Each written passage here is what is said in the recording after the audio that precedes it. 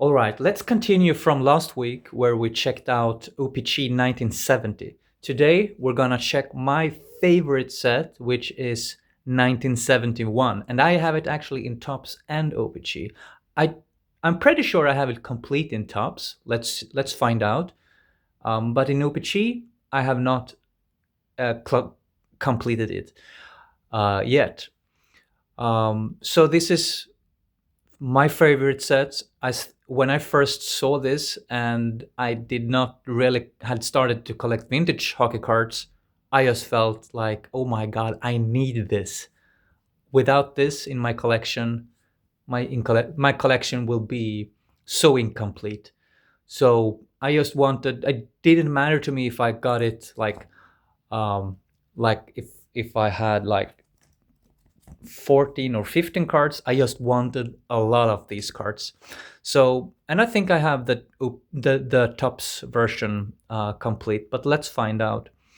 So what I really like about this is like how they say the name of the team like this. It has such a 70s style. It looks very retro. I really like that. I also like the colored background, which is just like the set we checked last week. It's like a different era. It seems like it's very old and really early 70s or something like that. So these ones look older, I think, than the 69 cards, but I think they look very, very classy. So this is what they look like, and I think they are just stunning. So let's see here if we can fill some gaps here. Let's see if I have all the cards. This should be number 10 card here. Yeah, Jacques Plante, which I did not see there was a gap here, but there we go. So the Jacques Plante card is supposed to go there. And then we have Phil Esposito also. So we have that card. I can put him up here. I've not done that before, but perhaps that could be a new tradition. So just looking at these, I just think they look amazing. And then we have the Ken Dryden rookie card that everyone knows it's supposed to be here in the corner.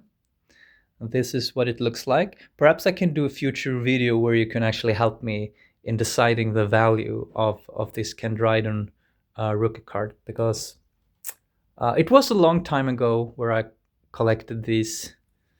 So not sure what the value is. Here we have Bobby Hall. Let's continue looking at these ones. They look so vintage. They look so cool. Really like them. And here we have Gordie Howe. Looking very good. Continue here down the road. There is Dennis Hall. And perhaps I actually do have this complete. And here we have the Bobby Orr card. And I'm not really sure about the values on these, but I have them in top loaders anyway. Perhaps the Bobby Orr and Gordie Howe is not that super expensive, but or Esposito card, but the Ken Dryden, I'm pretty sure it kind of is expensive. So I think it makes sense to have it in there. And then the Bobby Clark, is that a Topps? Yes, it is Topps. So I guess it fits in here. So the Bobby Clark card, perhaps not the most expensive either, by the way, but I have it there. But yeah, it looked like I have it complete. No, okay, no, it continues here. It continues here. So still going over the tops. And here I think, could it be that number 130 is the last card? Yeah, because here I have put some other cards in that I also have this Jean Beliveau, but these are in the O-Pee-Chee These are the O-Pee-Chee cards, and I just didn't find any better place for them. So I just put them in here, and then I can start with O-Pee-Chee on this side. But these are also O-Pee-Chee, but they are, checklist and Gordie Howe card, and these are in quite rough shape. So not the best quality on these cards, but I have this in top loader since it's Jean Beliveau's. I think you say it's his last card. So that is the reason for it being in this top loader. Yeah, so I had the Topps version complete, I guess. But did I have a checklist for this? Yeah, okay, so there is the checklist, and it said 132 cards. Did I have 132?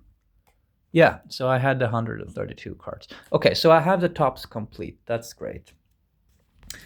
And now is the question, what cards do I miss from the O-Pee-Chee? So I miss some cards here from the O-Pee-Chee that are like some common cards. You see there's a lot of gaps here. But there are some main cards that, I have the Bobby Hull again, but these are in not as good shape as the Topps version. But they're for sure fun to have. Let's see here. Dennis Hull again.